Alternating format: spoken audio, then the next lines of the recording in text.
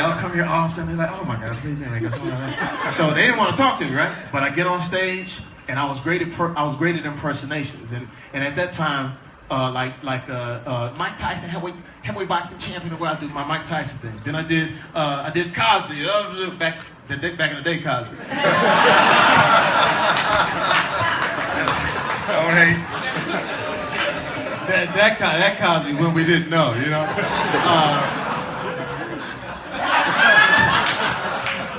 Twas the night before Christmas, and all through the house, not a creature was stirring. Anyway. Hey, it's a family event. It's a family event. I'm kidding.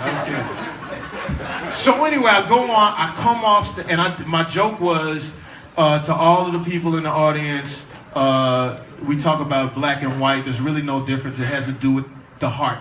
The average white man's heart beats like this.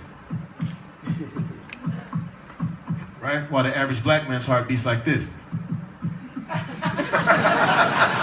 So I get a standing ovation, and I come out, the club owner's like, oh man, I want to sign you. He tried to take me into the back room with the shrimp where they were cooking and stuff to sign. I said, hold on man, I'm cool with that.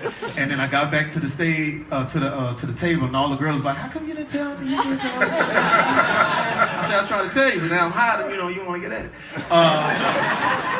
But those steps, and then finally this show called In Living Color, I get a chance to be on In Living Color, and it was all of the greats, just like how, Steph, when you're playing, you walk on that court and you see the greats. I looked up and I saw the Wayans brothers and Keenan Ivory Wayans. I actually got a chance to hang out with Jim Carrey at his apartment when he was writing Pet Detective. Oh, yeah. You know what I'm saying? Like he said, hey man, I want to show you something. It's like this movie I got, it's called Pet Detective. And I looked at the movie, I said, bro, I'm gonna shake your hand right now because next 5 years I'm not gonna be able to see you.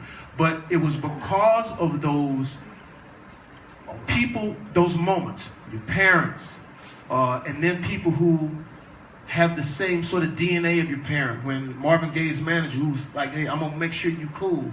And then as I move on and I get great managers and great people that realize the talent that I have, and not only having the talent, but having the ability to have it cultivated. So I never thought that it would be anything like Any Given Sunday, or never thought anything about the Oscars. And the Oscars is amazing. I get a chance to meet Ray Charles, and tell his story, which that was iconic within himself. When I met him, he walks down the hall and he says, and I said, Mr. Charles, I'm trying to do your movie justice. He said, hey, you know what?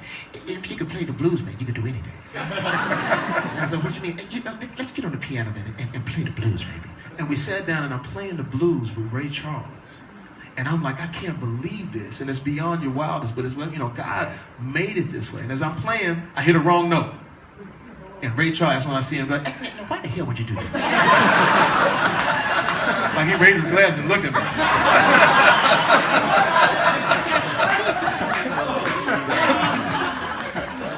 And I said, I'm sorry, Mr. Charles, I missed the note. He says, well, take time to play the right notes, because that's what life is. All the notes are right underneath your fingers, and all you got to do is